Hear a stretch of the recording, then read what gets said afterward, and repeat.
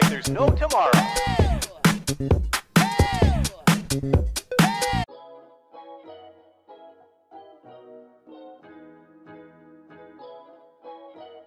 Le challenge, c'était, on cherchait des petits en surpoids, un très fort surpoids.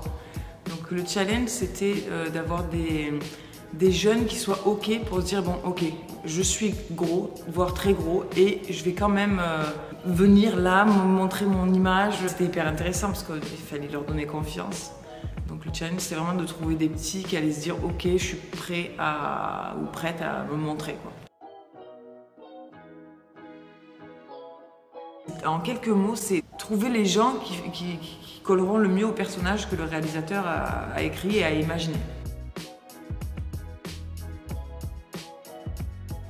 Je crois qu'il faut aimer les gens, aimer les regarder, il faut être sensible à tout, quoi. Moi, je marche beaucoup avec la morphopsychologie aussi.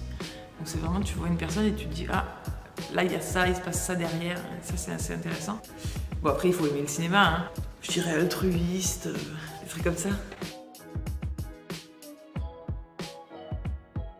En fait, c'est souvent les gens qu'on trouve dans la rue, c'est souvent parce qu'ils correspondent à un personnage. Ils ont pas, c'est ça qui est bien dans le casting sauvage, c'est justement parce qu'on cherche des gens ils ont pas besoin de jouer. Donc évidemment, on les coach pour qu'ils apprennent le texte et tout ça. Et puis on leur explique un peu la couleur du personnage, mais ça ils le lisent dans le scénar. Mais après, ouais, en fait, c'est ça, dans le casting sauvage, tu vas vraiment chercher une personne qui est le rôle, quoi, quasiment.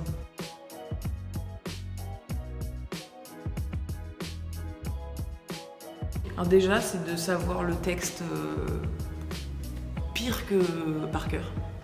Enfin, c'est vraiment, il faut savoir le texte comme on épelle son nom de famille, quoi, sans réfléchir. Il faut qu'on puisse le faire en prenant sa douche ou en prenant des carottes, quoi. On dit souvent, apprenez le texte, et quand on arrive en casting, on dit, oublie le texte. T'es là, genre, attends, tu me demandes de l'apprendre et tu veux que je l'oublie. Si le texte est su par cœur, c'est vraiment 70% du casting qui réussit. Bosser son texte dans tous les sens. C'est-à-dire le faire une fois joyeux, une fois triste, une fois dégoûté, une fois surpris, une fois apeuré, une fois en colère, une fois en chantant, en criant, en chuchotant. Vraiment, faut pas rentrer dans cette musique qui va faire qu'à chaque fois, on va jouer de la même façon.